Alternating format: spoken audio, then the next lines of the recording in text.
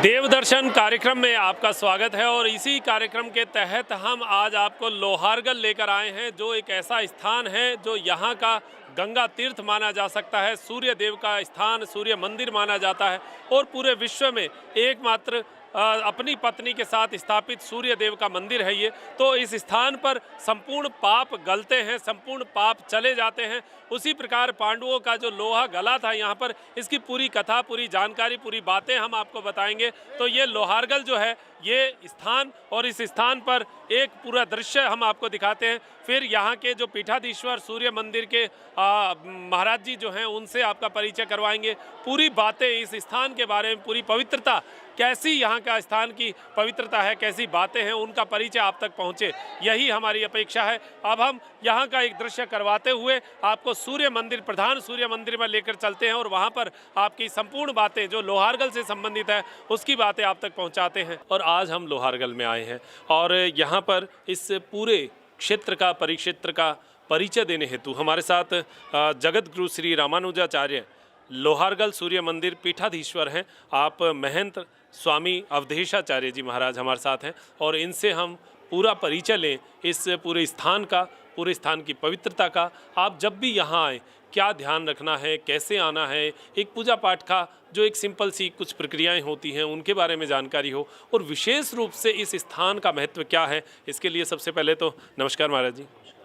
महाराज जी, अगर हम जानना चाहें कि ये स्थान जो है ये इतने क्षेत्र के आसपास ऐसा कुछ कोई बड़ा काम नहीं है, कोई बड़ा मंदिर भी नहीं है और एकदम पहाड़ियों के बीच में, क्या कारण है कि ये इस तरीके का तीर्थ यहाँ पर हजारों की संख्या में लोग आते हैं, क्या विशेषता बताएंगे?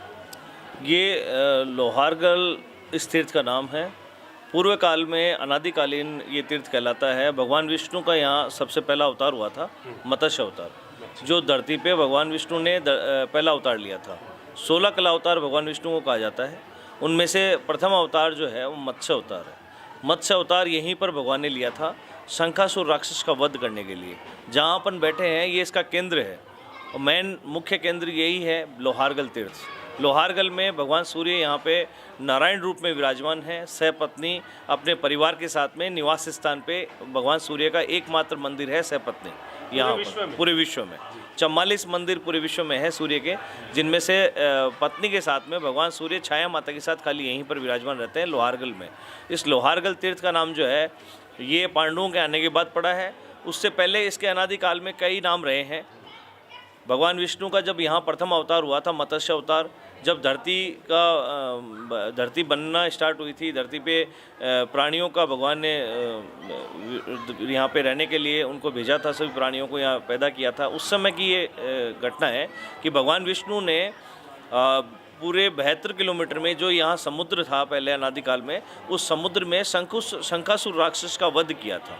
शंखासुर जो है वो समुद्र का बेटा था, समुद्र का बेटा था और वो भगवान विष्णु की गद्दी पे बैठना चाहता था कि मैं भगवान विष्णु की गद्दी पे विराजमान हो जाऊं।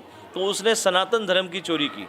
सनातन धर्म में देवताओं की शक्तियां हैं, तो इस क्षेत्र में आकर के वो जल में यहाँ पर सनातन धर्म की चोरी करके छुप गया था। तो सभी देवताओं ने भगवान विष्णु की आराधना की। तो भगवान विष्णु ने मत्स्य अवतार लेने का निश्चय लिया उस समय कि अपन मत्स्य अवतार लेके इसका वध कर देते हैं। तो शंखासुर को वध करने के लिए और वेदोद्धार करने के लिए भगवान ने यहाँ पे मत्स्य अवतार लेके इस जल में आके प्रवेश किया और शंखासुर का वध किया। जब वध करने लगे भगवान विष्णु उनको उसका, तो उसने भगवान से वरदान मांगा कि मुझे आप अपनी शरण में रख लें।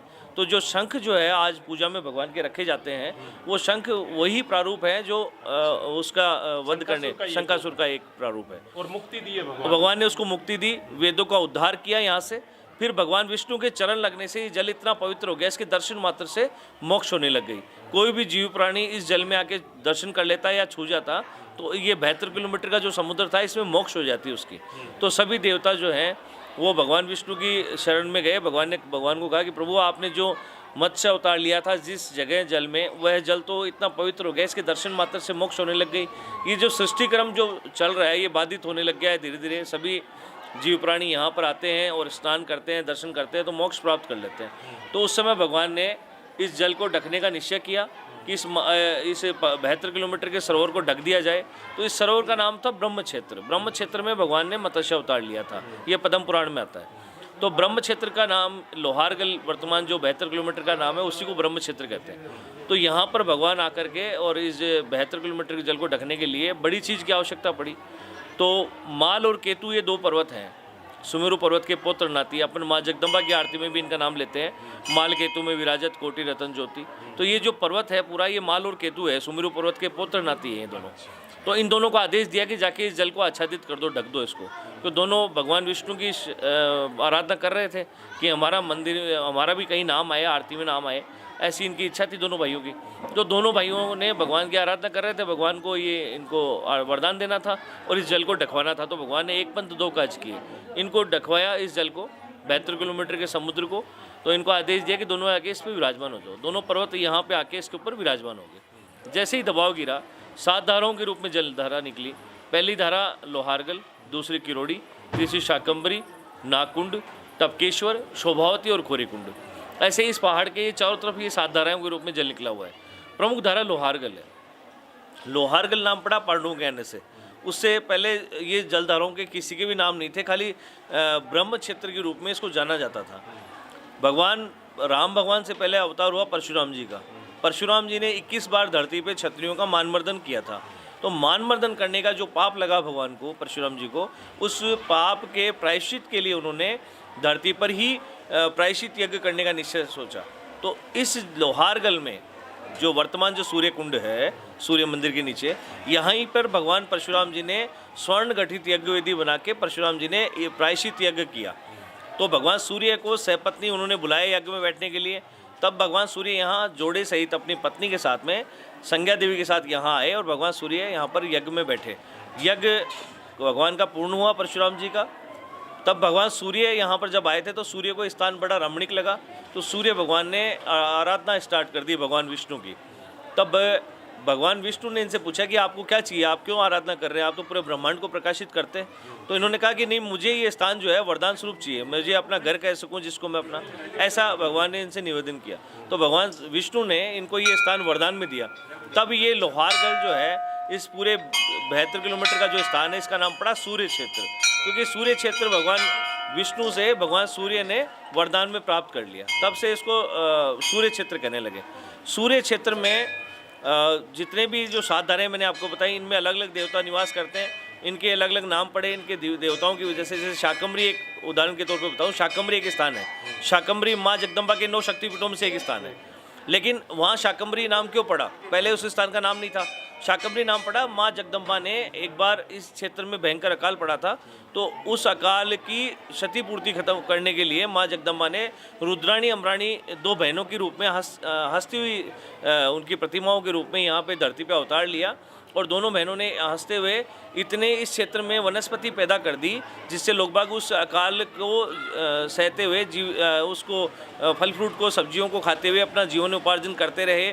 जब तक अकाल रहा वो वनस्पति खत्म नहीं हुई यहाँ से। तो बोलते हैं कि शाख से अंबर भरने वाली माता, मतलब शाख यानी सब्जी और अंबर यानी पेट, तो शाख से अंबर भरने वाली माता शाकंभरी कहलाती है वो। तो आज भी वहाँ पे फल फ्रूट का ही भोग लगता है। तो वैसे ही हर जगह का एक एक नागकुंड है, टपकेश्वर है, शोभावती है, खोरीकुंड है, इन सब के कहीं ना कहीं देवताओं का समावेश हुआ है और उस के बाद इनके नाम पड़े। इसको सूर्य क्षेत्र स्थित लोहारगल धाम बोलते हैं। 24 कोस में 72 किलोमीटर में सूर्य क्षेत्र है। सूर्य क्षेत्र इसलिए कि भगवान सूर्य का ये वरदान स्वरूप लिया हुआ स्थान है और यहाँ के अधिपति देवता, प्रधान देवता सूर्य हैं। 9 ग्रहों के प्रधान देवता सूर्य हैं। पूरे ब्रह्मांड को चलाते यही हैं, इनके बगैर ब्रह्मांड अधूरा है। और आज एक छोटा सा उदाहरण है, जब सूर्य ग्रहण होता है तो हमारे यहाँ पे मैंने देखा है खुद ने कि सूर्य ग्रहण के दिन भीड़ खूब होती है, हवन आदि करते हैं लोग बाग यहाँ करके। तो दिन में जब सूर्य ग्रहण होता है तो हमारी ऐसा लगता है हमें दम घुट रहा है। तो आप सोचिए कि सूर्य की जो प्रमुखता है वो कितनी है, कितने हद तक हम सूर्य को, अगर सूर्य नहीं हो तो हम कहाँ जीवित रह सकते हैं, यहाँ ब्रह्मांड जीवित रह सकता है। तो सारे देवताओं की शक्तियाँ उन्हीं में। तो सारे देवताओं की जो शक्तियाँ हैं वो भगवान सूर्य की धरती पर यहाँ पर विराजमान है। विशेष सूर्य की जो भी आराधनाएँ होती है, पूजाएँ होती है, वो यहीं होती है। इससे बड़ा धरती पर स्थान नहीं माना गया सूर्य का। और ब्राह्मणों संप्रदाय की ये जगदुरु गद्दी बहुत प्राचीन काल से है और सूर्य कुंड, सूर्य मंदिर, यहाँ पे जैसे हर तीर्थ का एक देवता होते हैं, अधिपति देवता होते हैं हर तीर्थ के। खाटू श्याम जाएंगे तो आप श्याम बाबा का श्याम कुंड में स्नान करके श्याम बाबा के दर्शन करेंगे। पुष्कर जाएंगे तो पुष्कर में ब्रह्मा जी का घाट है, ब्रह्मा घाट है, ब्रह्मा जी का स्थान है। तो ऐसे ही लोहारगल में सूर्य कुंड और सूर्य मंदिर है। और पूरे 72 किलोमीटर की भगवान सूर्य की ये जो परिक्रमा होती है 24 कोस में, इसमें हमारे भादवे में ये मेला स्टार्ट होता है। भादवे में गुगा नवमी से परिक्रमा स्टार्ट होती है। 25 लाख यात्री इस परिक्रमा में हिस्सा लेते हैं। और इन पहाड़ों में, इन सातों धाराओं में स्नान करते हुए पहले भगवान सूर्य का यहाँ आकर के सूर्य कुंड में स्नान करते हैं, भगवान सूर्य को अर्घ लगाते हैं, जल चढ़ाते हैं, सूर्य मंदिर में आके माथा टेकते हैं और बोलते हैं भगवान मुझे इस परिक्रमा की इजाज़त दीजिए। क्योंकि ये परिक्रमा, जब हमारे पास जो इतिहास उसमें लिखा है कि भगवान शंकर ने सबसे पहले ये परिक्रमा की थी, भगवान सूर्य से आदेश लेकर के। तो आज हम लोग भी इसी प्रकार से ये परिक्रमा को करते हैं। सातों तीर्थों में हम जाते हैं, दर्शन करते हैं, स्नान करते हैं और इस यात्रा की मंगलमय की कामना करते हैं। बोलते हैं यहाँ ज्ञात अज्ञात किए हुए पापों से मुक्ति मिलती है। क्यों मिलती है? भगवान विष्णु का यहाँ मत्स्य अवतार हुआ है। मत्स्य अवतार के बाद में इसको जल को ढकवाया गया, जल ढक दिया गया। तो उसके बाद में सारे देवता जो हैं वो चिंता करने लगे कि ये जलधाराएँ निकली, इनमें क्या पता मोक्ष प्राप्त हो जाए। तो भगवान विष्णु ने उस समय भविष्यवाणी की कि ये जो जलधाराएँ हैं, इन जलधाराओं में लोग बाग स्नान करेंगे, दर्शन करेंगे तो पापों से मुक्त होंगे, न कि मोक्ष को प्राप्त होंगे। और ये कलयुग में जाके इसका प्रचार होगा। आज से 10 साल पहले लोहारगल को कोई नहीं जानता था, अब धीरे धीरे सब जानने लग गए, क्योंकि ये अनादिकालीन तीर्थ है। और भगवान विष्णु ने साफ कहा था कि ये कलयुग में जाके इसका प्रचार होगा। जब कलयुग में और तीर्थ नश्वर हो जाएंगे पापों से मुक्ति दिलाने में, तब ये तीर्थ काम आएगा। ये तीर्थ जो है उस समय जाके और पापों से मुक्ति दिलाएगा। ऐसे भगवान ने अंतर्जान होकर उस समय कहा था। ये मेरे पास में लोहारगल माध्यम पड़ा है जो 200 साल पुराना है, उसमें ये सब चीज़ें लिखी हुई। दूसरा, ये तीर्थ पांडवों के आने से नाम पड़ा कि लोहारगल नाम पड़ा। तो भगवान परशुराम जी के उसके बाद में ये पांडवों का ही यहाँ पे आगमन हुआ। पांडव यहाँ 2 दफ़ा आए, एक बार युद्ध से पहले, एक बार युद्ध के बाद में। युद्ध से पहले जब आए थे तो कीचक का वध किया था पांडवों ने। विराट नगर में कीचक राक्षस का जब वध हुआ तो कौरवों को पता लग गया कि पांडव यहीं छुपे हुए। तो उनको ढूंढने के लिए जब कौरव वहाँ निकले तो 5-6 दिन का समय बचा था उनके पास में। तो यहाँ लोहारगल, जो कि अभी वर्तमान में इसको लोहारगल कहते हैं, यहाँ आकर के पांडवों ने, पीछे भीमकुंड है, भीम गुफा है, जहाँ पांडवों ने यहाँ पे आकर के छुप करके 5-6 दिन का समय पूरा किया।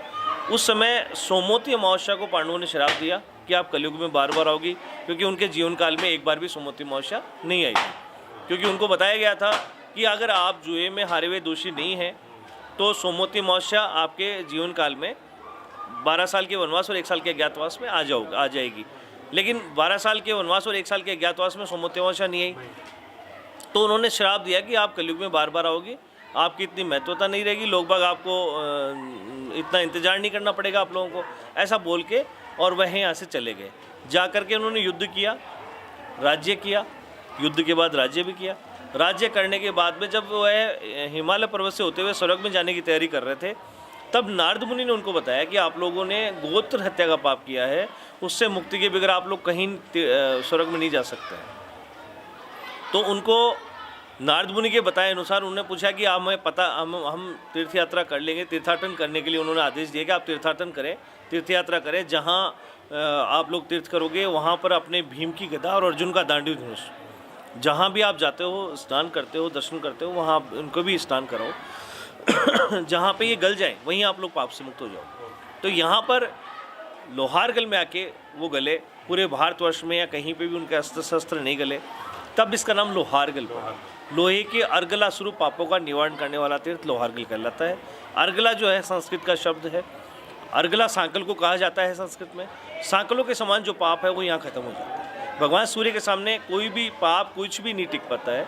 ये भगवान सूर्य ही एक ऐसे देवता है जो कलयुग में हर उस चीज़ को, हर एक वस्तु को गला सकते हैं और उस पे से जो भी कष्ट हो निवारण कर सकते हैं। तो मेरा मानना ये है कि साक्षात देवता हैं और मैं इनकी भक्ति जब से मुझे मिली है तो मैं बड़ा प्रसन्न हूँ। और भगवान सूर्य की आराधना हर व्यक्ति को करनी चाहिए, हर जीव को करनी चाहिए। भगवान सूर्य के बगैर अधूरा है सब कुछ। तो महाराज जी, आपने पूरी जो एक कथा और एक बात जो है वो यहाँ के बारे में बताई, और जो दर्शक देख रहे हैं, सुन रहे हैं, उनको पूरा ज्ञान भी हो गया होगा। मुख्य रूप से वर्तमान की बात करें तो यहाँ लोहारगल कोई व्यक्ति आता है तो क्या क्या यहाँ पर ऐसा है जो उनको दर्शन करना चाहिए और क्या कुछ प्रक्रिया रहती है? सर्वप्रथम लोहारगल आने का मकसद एक ही है लोहारगल धरती का एक ऐसा तीर्थ है कि सारे तीर्थ करने के बाद इसको करना चाहिए। अपन चार धाम करके आते हैं तो भी यहाँ पे आके स्नान करना चाहिए। गया जी जाके आते हैं तब भी यहाँ स्नान करना चाहिए। घर में किसी की मृत्यु हो जावे तब हम हरिद्वार जी जाते हैं, हरिद्वार जी जाने के बाद भी यहाँ पे आके स्नान करना चाहिए। जब भी यात्रा मंगल होती है, यात्रा पूर्ण होती है। जिस तीर्थ को करते हैं या घर में अगर हम पूजन पाठ हवन का काम करते हैं तो लोहारगल दर्शन करना चाहिए, लोहारगल में स्नान करना चाहिए, ये महत्व है। प्लस यहाँ जब हम आते हैं सर्वप्रथम हमें गिरिराज के अग्रभाग में भगवान सूर्य का स्थान है। ये गिरिराज पर्वत है, पूरा माल केतु पर्वत है। माल और केतु ये दोनों भाई जो पर्वत हैं, इनके सामने अग्रभाग में भगवान सूर्य का स्थान है, सूर्य कुंड है। आते ही सर्वप्रथम हमें सूर्य कुंड के जल से स्पर्श करके, जल को प्रणाम करके जल में स्नान करना चाहिए। यात्रियों को मैं कहना चाहूँगा कि जब स्नान करें तो थोड़ा सा ध्यान दें, ये तीर्थ का जल है। इस तीर्थ के जल से कभी भी मैल उतारने का ना सोचें, ना कपड़े धोने का सोचें। सिर्फ एक डुबकी लगा के, 3 डुबकी लगा के, भगवान का नाम स्मरण करके, भगवान को जल अर्पित करके, डुबकी लगा के और फिर ना निकल करके अपने वस्त्रों को कहीं और चेंज करें और कुंड क्षेत्र से थोड़ा सा साइड में जगह जाए, वहाँ पे चेंज करें। उसके उपरांत भगवान सूर्य के दर्शन करें, अग्रभाग में आके भगवान सूर्य की पूजा करें। भगवान सूर्य की पूजा करने का विधान भी बताया है हमारे पुराणों में। भगवान सूर्य को जल चढ़ाएँ, भगवान सूर्य को जल चढ़ाने की विधि है। जल चढ़ाने के उपरांत भगवान सूर्य के यहाँ पे आके 13 तार की बत्तियाँ, 13 बत्तियों से भगवान सूर्य की आरती करें। भगवान सूर्य की परिक्रमा करें, 7 परिक्रमा का विधान है। भगवान सूर्य की परिक्रमा करने के उपरांत हमें सामने शिव मंदिर है, इधर गोपीनाथ जी का मंदिर है, गोपाल जी का मंदिर है। लोहारगल में करीबन 108 मंदिर हैं। उन सब में जब भी आएँ, श्रद्धा हो उस हिसाब से दर्शन करते जाएं सभी मंदिरों में। और यहाँ पर अन्न जल जो भी हमारे पास वस्तु हो उसका दान भी करें। गरीब बैठे हैं तो उनको भी कुछ न कुछ दें। गौशाला है, गौशालाओं में भी कुछ दें। तो यहाँ आने का मतलब है कि हम हमारे जीवन काल में जितने भी ज्ञात अज्ञात पाप है उनसे मुक्ति प्राप्त करें और आगे जीवन में बढ़ने के लिए रास्ता भगवान सूर्य से कामना करें। नवग्रहों की शांति के लिए प्रार्थना करें, क्योंकि भगवान सूर्य नवग्रह के प्रधान देवता हैं। इनकी आराधना करने से नवग्रह शांत हो जाते हैं। यही इस जीवन का महत्व है। बहुत बढ़िया, बहुत बढ़िया। तो महाराज जी, आपने बड़ी अच्छी बात बताई है और यहाँ का जो पूरा महत्व है वो आपने समझा ही दिया है। तो जो भी जो लोग यहाँ आना चाहते हैं, जो भी श्रद्धालु यहाँ आना चाहते हैं, लोहारगल के बारे में पूरी जानकारी आपको हो, यही हमारा उद्देश्य था। और मंदिर को आप यहाँ का दर्शन करें कि भगवान सूर्य देव जो हैं वो अपनी पत्नी के साथ नारायण रूप में यहाँ पर स्थापित हैं। और सूर्य मंदिर ये एकमात्र, जैसे सूर्य जो है आज भी कलयुग में भी हमें प्रकाश दे रहे हैं और उनके सामने सारे अंधकार खत्म हो जाते हैं, तो यहाँ पर सूर्य भगवान का दर्शन हमें करें और हम अपने पापों को खत्म करें। यही एक अपेक्षा, यही एक विचार हमारा है। और यहाँ आने पर बहुत सारी धर्मशालाएं भी हैं, कोई रुकना चाहे तो व्यवस्थाएं रहती हैं? सारी व्यवस्थाएं हैं। लोहारगल में हर जाति की एक धर्मशाला बनी हुई है और वैसे भी सामाजिक कार्य भी बहुत सी व्यवस्थाएं की है। जैसे कई अग्रवाल हैं हमारे यहाँ के, कई महेश्वरी हैं, तो उन्होंने बहुत अच्छी व्यवस्थाएं की हैं। जिनको आजकल आधुनिक युग के हिसाब से व्यवस्था चाहिए उस हिसाब से सोनी धर्मशाला है, बिरला धर्मशाला है, महेश्वरी धर्मशाला है, पाटोदिया भवन है, तो आधुनिक व्यवस्थाएं भी हैं। और कोई चाहता है कि जाट धर्मशाला में बहुत अच्छी व्यवस्थाएं हैं, तो सभी जगह व्यवस्थाएं हैं। और हमने स्वयं ने भी कई व्यवस्थाएं कर रखी। कुंड क्षेत्र में भी मैंने रूम वगैरह बना रखे हैं, वहाँ भी लोग बाग रुक सकते हैं। गौशाला भूमि पे भी बहुत अच्छी व्यवस्था है, जहाँ हमारे पूर्वाचार्यों की समाधि स्थल है, वहाँ पे भी बहुत अच्छी व्यवस्था है, वहाँ भी रुक सकते हैं। तो भगवान के यहाँ पे, देवताओं के यहाँ पे वैसे भी यात्रियों को बोलते हैं कि आवश्यकता नहीं पड़ती है व्यवस्थाओं के लिए, लेकिन आज का आधुनिक युग है, सभी को शरीर के लिए सारी व्यवस्थाएँ चाहिए, फिर भी सारी व्यवस्था यहाँ मिल जाती है, ऐसी कोई दिक्कत नहीं। तो व्यवस्थाओं की दृष्टि से भी आपको यहाँ पर सब कुछ जो है वो मिल जाती हैं। तो लोहारगल क्षेत्र जो है एक बहुत शानदार क्षेत्र कहा जा सकता है। और यहाँ आकर जब हम भी एंटर कर रहे थे तो बड़ा अच्छा सा महसूस हो रहा था। एक माहौल हमें ऐसा मिल रहा था जैसे ये पवित्र स्थान है, यहाँ पर पूजा होती है, यहाँ का एक पवित्र वातावरण जो है वो हमें शुद्ध करता है। तो ये शुद्धता आपकी बनी रहे, यही विचार हमारा है। अच्छा, विशेष रूप से कार्यक्रम, जैसे आपने एक तो जो परिक्रमा है उसके बारे में आपने बता दिया, विशेष कार्यक्रम कब होता है सूर्य देवता की पूजा के लिए?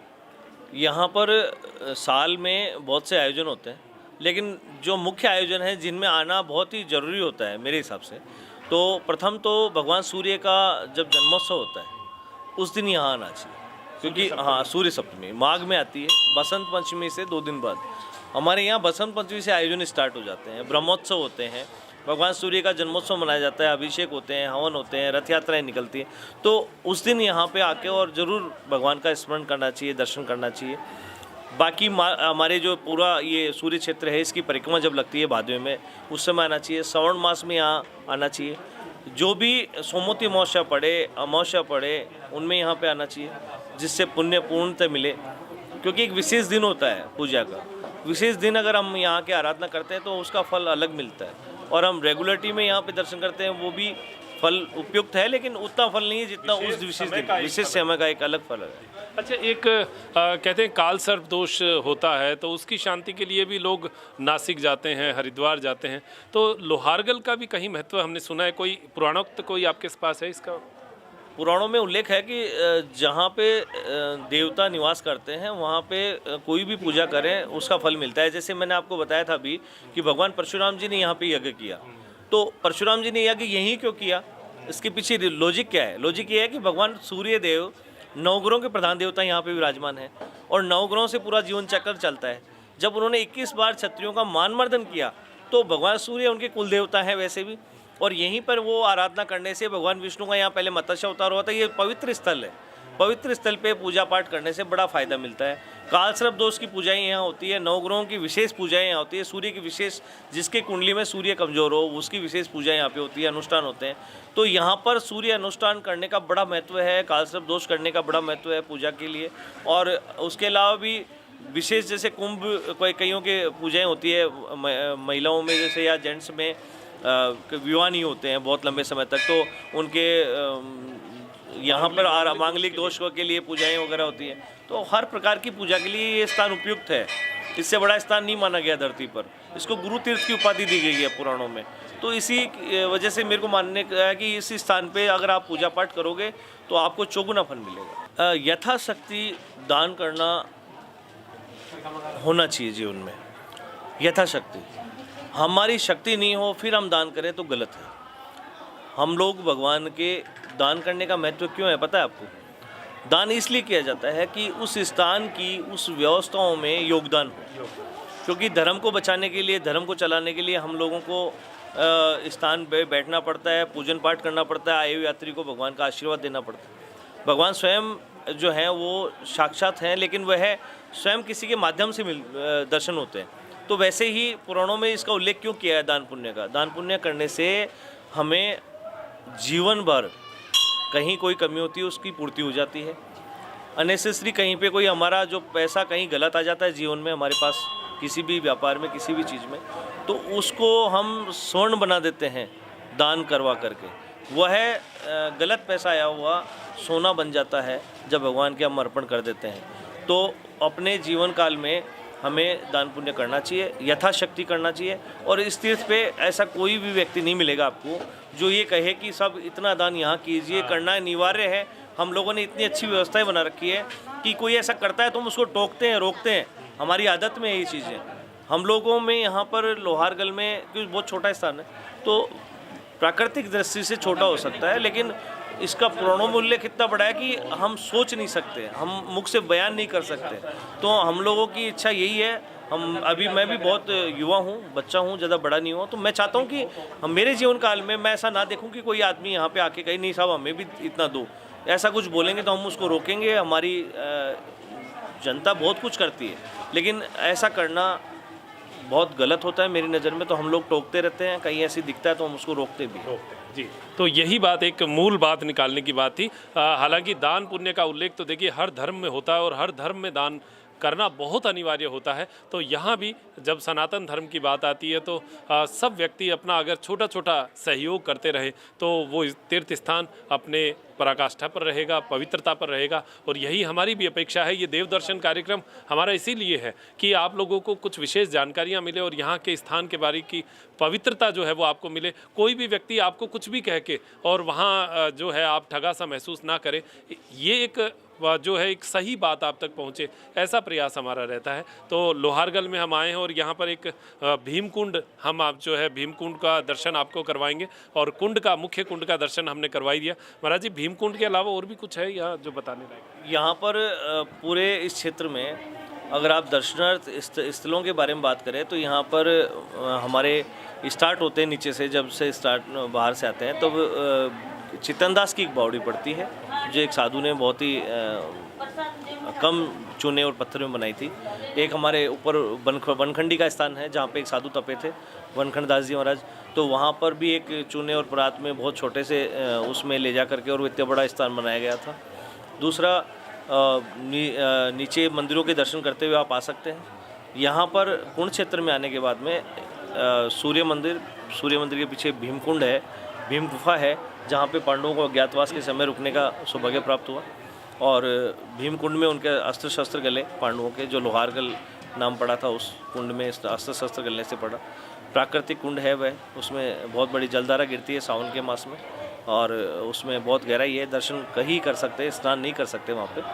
तो बहुत से ऐसे स्थान हैं जैसे कि मालकीतु पर्वत है और पूरा ये जो क्षेत्र है इसमें आप जब आएंगे तो आपको बहुत सी ऐसी चीज़ें दर्शनार्थ मिलेगी, प्राकृतिक दृश्य ज़्यादा मिलेंगे यहाँ। बहुत बढ़िया। तो ये सारी बातें हम आपको आज बता चुके हैं और आज का हमारा जो वीडियो वो यहीं तक सीमित है।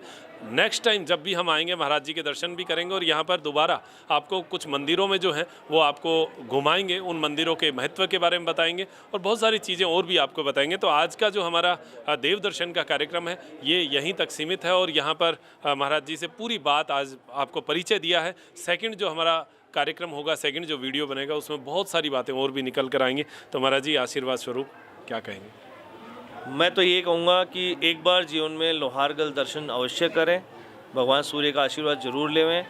इनसे यश कीर्ति मिलती है, तरक्की मिलती है और भगवान सूर्य की अगर आराधना करोगे तो जीवन में कभी भी किसी प्रकार का कष्ट नहीं होगा। और आगे आप लोगों का जीवन है, सबको अपना अपना जीवन जीने का हक है और सभी जिए, लेकिन सूर्य साक्षात हैं, उनको जल जरूर चढ़ाएं, भगवान सूर्य को अर्घ लगाएं और आदित्य हृदय स्तोत्र का 3 बार जरूर जाप करें।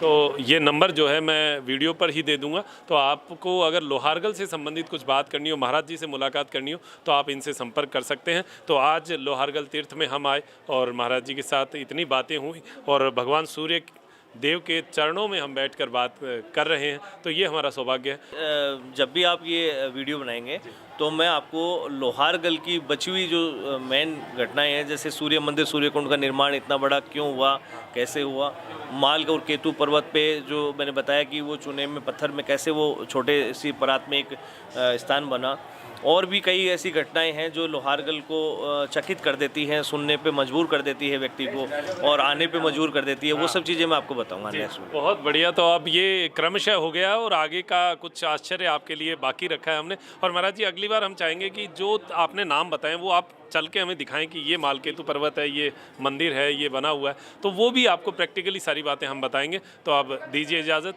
मैं डॉक्टर मनोज शर्मा, मेरे साथी रोहित चौहान के साथ लेता हूँ इजाज़त। नमस्कार।